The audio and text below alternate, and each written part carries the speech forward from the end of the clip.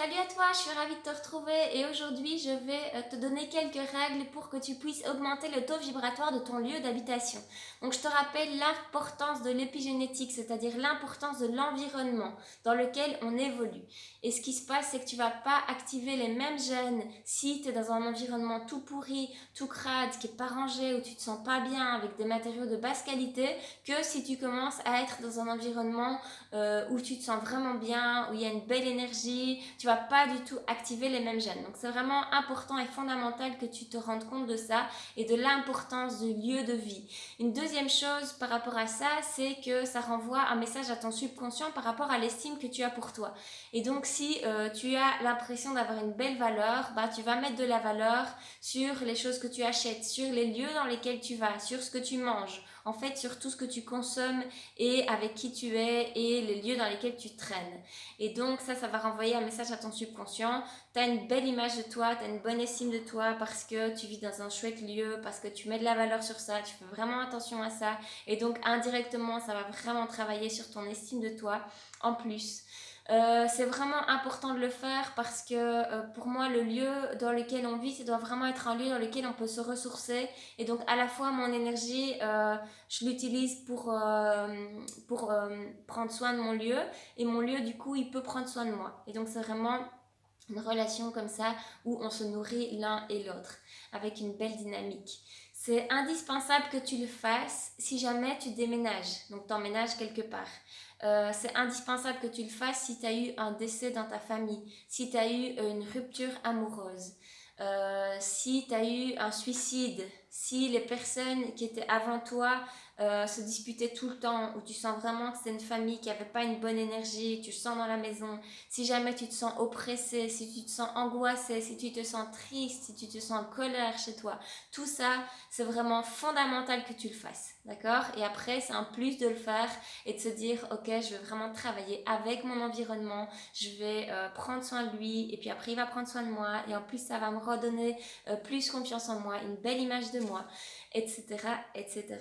Donc la première chose à faire, c'est la base en fait, la toute première chose à faire, c'est vraiment de mettre une belle intention, de faire une belle intention de nettoyage, de rangement et d'avoir cette intention de renouveler l'énergie et que tu puisses puiser dedans pour pouvoir te ressourcer. Donc ça, c'est vraiment le tout premier prérequis.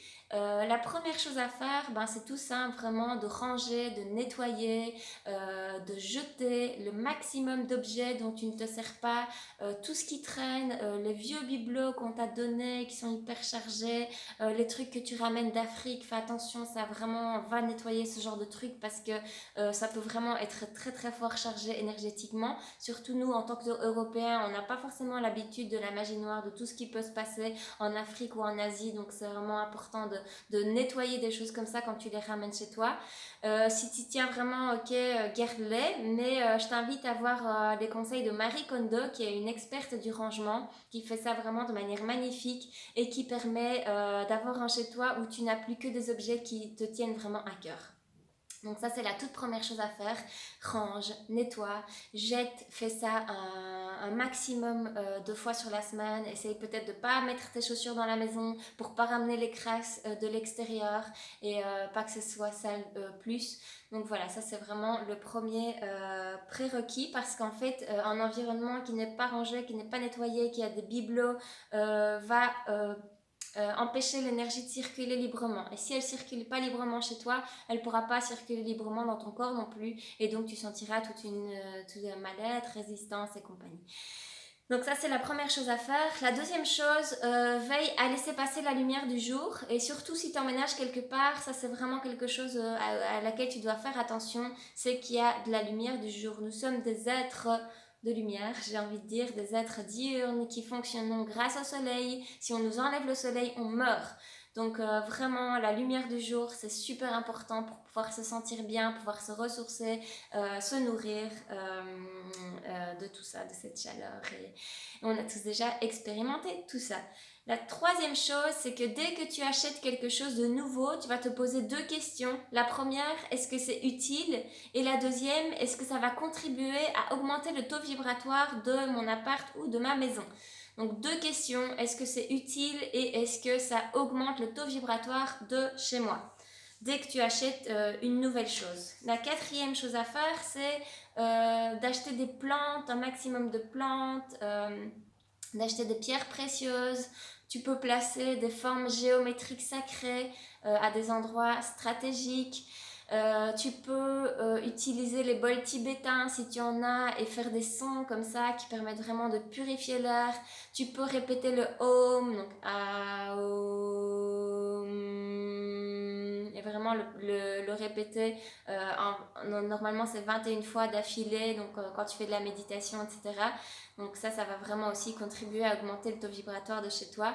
Tu peux noter des mots qui ont un taux vibratoire élevé comme joie, bonheur, complicité, convivialité, partage, je sais pas, amour, tout ce que tu veux. Noter des mots comme ça qui permettent de t'ancrer et qui permettent aussi d'augmenter le taux vibratoire de chez toi.